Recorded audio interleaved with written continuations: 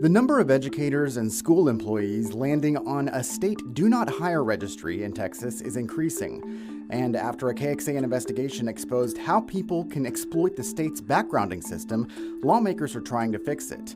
This week on Inside the Investigation, we explain how one senator is using our reporting as an example of a flawed system.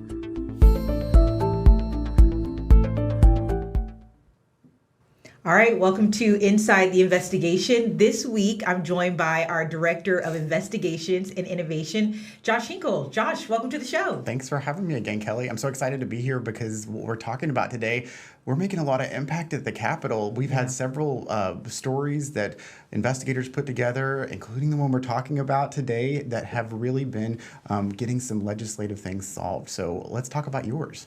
Yes, I mean, this week, the Senate Committee on K-16, usually it's K through 12, but they go a little bit into the college realm. But the Committee on K through 16 Education, they talked about Senate Bill 571. And this bill would basically expand the number of people who work in a school setting that the Texas Education Agency can actually investigate for misconduct. And just to clarify, TEA can't investigate every person working on a school campus right now. That's right. And a lot of people in the committee actually, I think, were a little taken aback that that's not the case, but technically, no, they can't. So my question is, why now? Why are Texas lawmakers considering the number of people TEA can investigate for misconduct? Well, we'd have to go back just a little bit for a story time, I feel like. Last year, our team got a report about the arrest of an Austin ISD tutor, which sadly, this is not, we get those time to time, stories about educators who are accused of doing things that are, not great.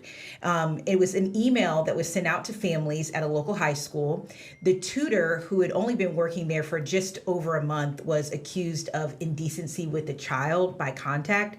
But one of our reporters, it was actually one of our former Capitol Bureau reporters, recognized him. He had given testimony at another hearing years prior, and during the hearing, he actually said that he was about to start a job at the Texas Juvenile Justice Department as a corrections officer. My name is Isaiah Smith. I represent myself, my credentials. I am, I guess, a student leader. I start with that agency on the 15th. And so you can imagine our surprise and the way that we work. We're all very collaborative. The first thing we wanted to do was check in with that agency and see if that was true. And we found out that he indeed was a juvenile corrections officer for a time. But more importantly, he was facing some pretty serious allegations from working there too. The agency told us at the time that they had investigated him and then determined that he had had an inappropriate relationship with a minor while working there. So if he was in trouble with the Texas Juvenile Justice Department, which is a state agency, how did he end up working at a public school campus in the end? Right. That was the question that we had. We found out that he was actually hired by a nonprofit called Austin Partners in Education. And he was hired as a tutor who then was placed on a local Austin ISD campus. The nonprofit told us that that Smith actually didn't disclose that he had previously worked at TJJD. And so you can imagine, you've been a part of hiring processes before, Josh. Usually you're kind of going by their resume. And so if you don't know where someone has worked, you maybe wouldn't think to call some random place up and say, hey, by the way, did this person work there?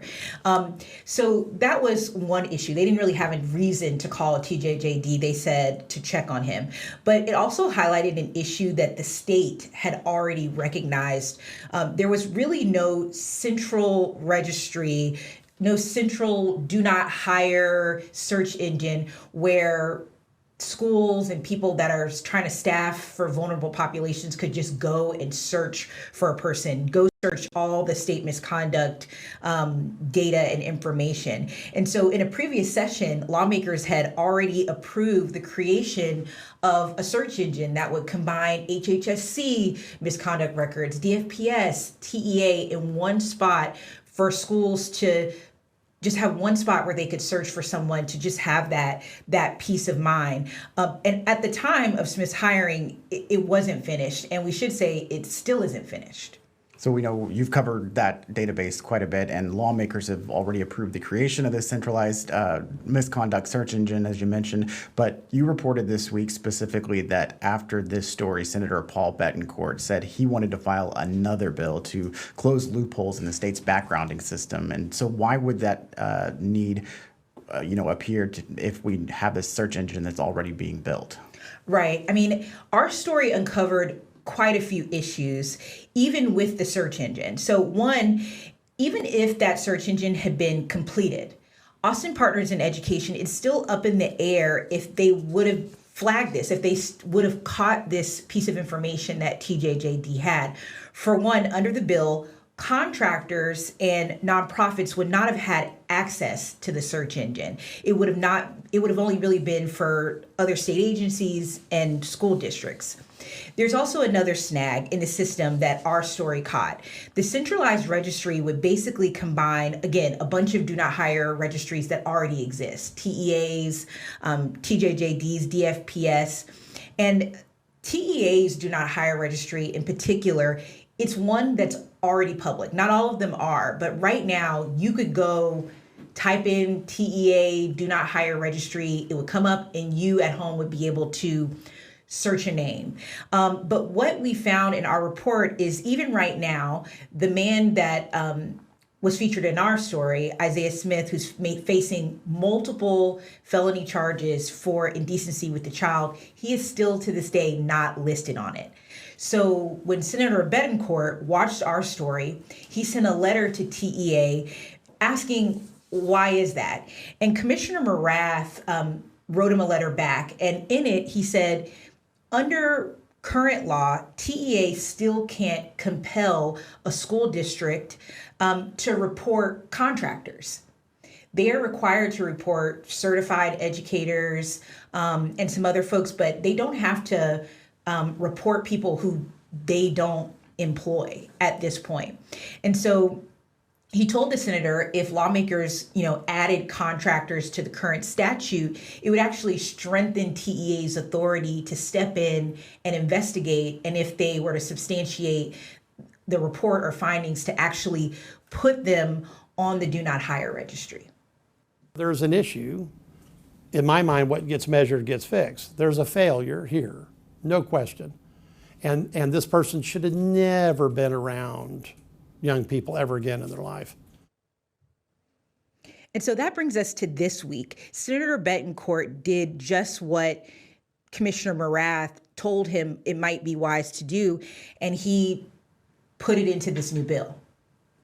And over the interim, my office received a report, for example, from a tutor from Austin Partners in Education that was able to exploit holes in the law that excluded contractors from the do not hire registry. The SB 571 is an attempt to close these loopholes. So how is it being received by stakeholders? Well, it did seem to get bipartisan support during this Senate Education Committee hearing on Tuesday. We heard from a woman who we often see come up during school choice discussions because she actually heads a group that supervises a lot of the Catholic schools in the state.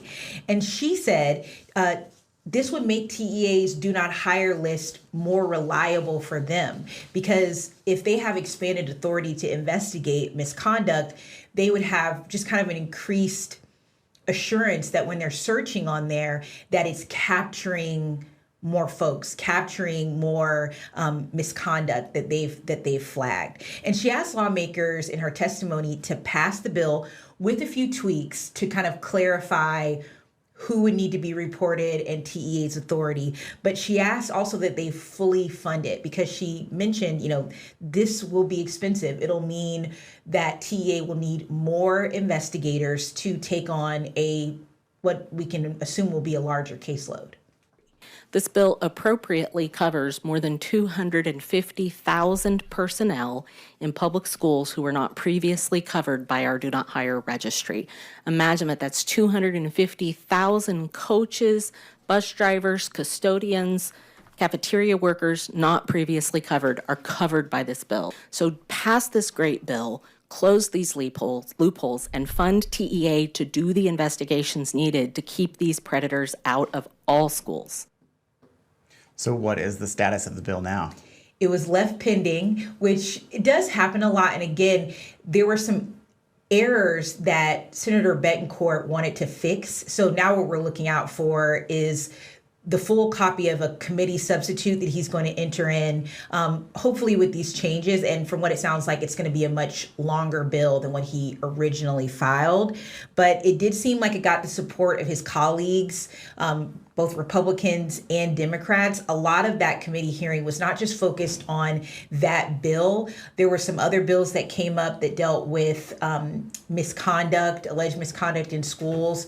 And there's a lot that lawmakers are trying to do to not only strengthen TEA's authority to investigate, but also to compel school districts and school leaders to report when they're suspecting that there is misconduct, including, I think, a fine that they're interested in that could be up to $10,000 for a superintendent who doesn't report within a certain time frame. Well, Kelly, I just have to say a little bit of bragging on you for a minute, because this is really exciting that a bill that is sparked by your reporting has made it to this level in the legislative process. And if you don't follow Kelly's reporting, you should, because she is uncovering things like this on the education beat on a weekly basis. And I think that it's something that a lot of parents, a lot of students, a lot of teachers out there want to know about. So follow Kelly Wiley, everyone at home. Oh, yes. Thank you so much.